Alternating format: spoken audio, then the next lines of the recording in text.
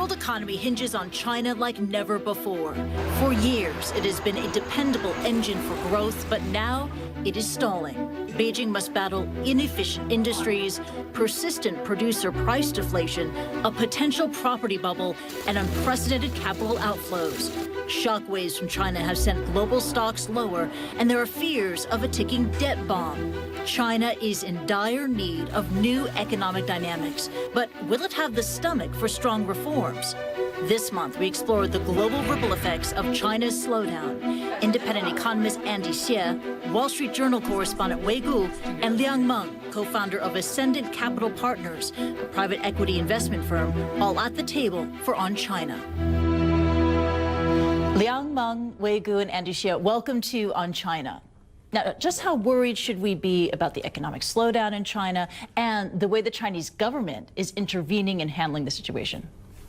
Well, China's slowdown has been going on for like 3 years. I think people started paying a lot of attention when the currency started to move. So in that regard is that the market is belatedly catching up with the reality. But I think what worries me is after 3 years, we have not seen enough effective response, and so that's really worrying. Instead, we are seeing that these psychological therapies trying to persuade people to think optimistically, everything will be fine. So what worries you more is not the slowdown itself, but Chinese government handling the situation? Yeah, I think China has always potential. Chinese people are very productive, and the wages are still low. So if you really want to deal with the issues, China still has a long way to go. But the issue is that do we have the right policies? So far, it's not. We don't see that. Liang, what's the thinking among venture capitalists and also among top CEOs in China? Yeah, I tend to agree on the negative side a little bit. Today's environment, the sentiment is pretty negative. I just returned from the Yabuli Forum. This is an annual gathering of Chinese business leaders, and they do it every year for the last 16 years. They publish an annual confidence index. So this year's confidence index is the lowest in the last 16 years. And you know, on the other hand, I mean, we speak of confidence, and the worries on their mind. I tend to agree a little bit with Andy on that one too, because it's not about the future prospects, the long-term prospects of China. I think most of the business leaders are still very positive. It is this short-term, in the intermediate term, the issue about lack of direction, the uncertainty about regulations. So there's a lack of confidence in the leadership. Does that match your reporting? Yeah, I think foreign investors originally look at Chinese leaders and feel that they were firmly in control. And what happened last year changed what people think about that. So first of all, you have the stock market crash, and that was poorly handled. Well, every market may have its ups and downs, but what you saw was a government that was rushing to rescue. And in doing that, they halted more than half of the market. And that was a big thing for global investors, because they felt that if we can't get our money out, that was a huge problem.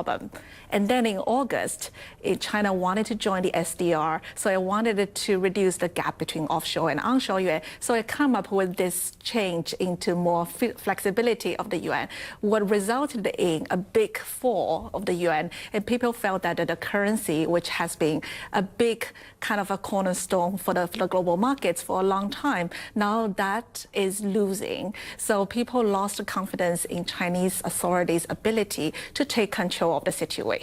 Now, Xi Jinping wants to re-inject confidence into the Chinese economy, and he's talked about lately the need for embracing supply-side reforms. I mean, this is something that Ronald Reagan talked about in the United States during the 1980s. I'm trying to understand this. According to Xi, how would a supply-side strategy work for China?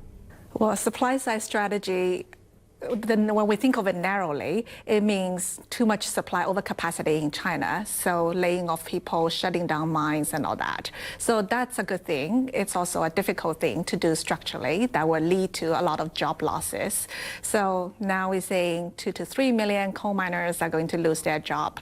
Reality is China has to create 15 million jobs a year. It has been doing that in the past 5 years, every year creating 15 million. And it's getting harder and harder because because businesses themselves are not doing well. So you're losing jobs from all these supply side reform. I see two things the Chinese government trying to do to essentially look at supply side economics or use whatever terminology you use. One thing they do is try to turn the old days of made in China to built by China. That's very consistent with the current policy of one belt, one road. What does that mean? What's the difference? It seems very there is a subtle. difference. The make and build. The make, essentially, you want to take advantage of the low-cost labor, low-skilled labor force to make the cheapest product all over for the world, right? Exporting driven. Built by China is slightly different.